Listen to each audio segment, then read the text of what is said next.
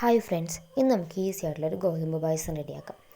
അതിനായിട്ട് ഒരു 1.5 ഉണ്ടയോളം ശർക്കര ഒരു 1.5 ഗ്ലാസ് വെള്ളത്തിൽ ഉരുക്കി അരിച്ച് മാറ്റി വയ്ക്കണം. 2 കപ്പോളം ഗോതമ്പ് തേങ്ങയുടെ 3ാമത്തെ പാലിൽ വേവിച്ചെടുക്കാം. വെന്ത് വന്ന ഗോതമ്പിലേക്ക് നമ്മൾ എടുത്തു വെച്ചിട്ടുള്ള ശർക്കരപ്പാനി ഒഴിച്ച് നന്നായിട്ട് ഇളക്കി യോജിപ്പിക്കണം. ഇനി മധുരത്തിനനുസരിച്ച് ശർക്കരപ്പാനിയുടെ അളവ് കൂട്ടുകയോ കുറയ്ക്കുകയോ ഒക്കെ ചെയ്യാം. ഈ പായസം എന്നാലും അത്യാവശ്യം നല്ല രീതിയിലുള്ള മധുരമുണ്ട്. നന്നായിട്ട് ഇത് ഇളക്കി കട്ടകളൊക്കെ ഉള്ളത് ഉടച്ച് ഇളക്കി യോജിപ്പിച്ച ശേഷം എടുത്തു വെച്ചിട്ടുള്ള 2ാം പാൽ, ഒരു 1.5 തേങ്ങയുടെ പാലാണ് കേട്ടോ നമ്മളിവിടെ എടുത്തിട്ടുള്ളത്. 2ാം പാലും കൂടെ ചേർത്ത് നന്നായിട്ട് ഇളക്കി യോജിപ്പിക്കണം.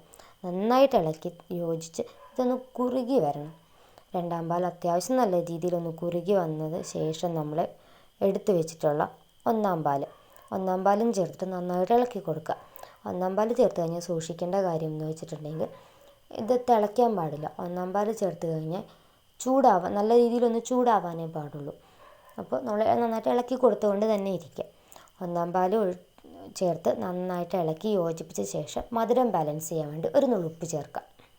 നമുക്ക് നെയ്ക്കകത്തേക്ക് അണ്ടിപ്പരിപ്പും മുന്തിരിയും കൂടെ വറുത്ത് വരാം. ഞങ്ങൾ ആദ്യം അറിയാണ്ട് ഇട്ട് പോയത് മുന്തിരിയാണ്. പിന്നെ അതവിടെ കിടന്ന് അത്യാവശ്യം ഒന്നായി കഴിഞ്ഞപ്പോഴത്തേക്ക് അണ്ടിപ്പരിപ്പും കൂടെ ചേർത്ത് കൊടുത്തു. അണ്ടിപ്പരിപ്പും ചേർത്ത് അതൊന്ന് വറുത്ത് കോരി മാറ്റി വെച്ചു.